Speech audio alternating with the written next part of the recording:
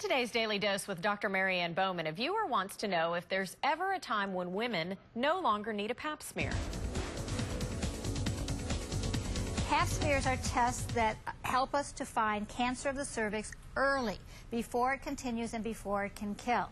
Now, if you reach a certain age and you've had normal pap smears, then it is true that you don't necessarily need them again. The American College of Obstetricians and Gynecology says that if you are somewhere between the ages of 65 and 70 and you've had 3 consecutive normal pap smears and haven't had it abnormal for 10 years before, then you can stop having the pap smears. But here's the rub with this. So many women have never had pap smears and haven't had them regularly, especially elderly women. So the women we see dying from cervical cancer are the older women who have never been screened. In 1990, there was a study done that said 40% of women over the age of 65 had never been screened for cervical cancer with pap smears. So that's where the risk comes in. So if you're going to consider stopping screening, you have to have been doing this regularly so that you make sure that if anything is abnormal, it has been found. Now, if you've had a hysterectomy, and it wasn't for cancer, then you don't need to have a pap smear because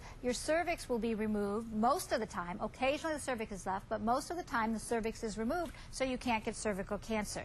If you have had cervical cancer in the past, regardless of whether you've had a hysterectomy or not, you're going to need to keep having that to make sure that there is not a recurrence. But if you've had a hysterectomy and the cervix has been removed, you don't need to have pap smears. Do speak with your doctor about this, but for you women out there who are older and think just because you don't have periods, you never needed a pap smear, you are wrong. Get in and see your doctor. We don't want you having a problem.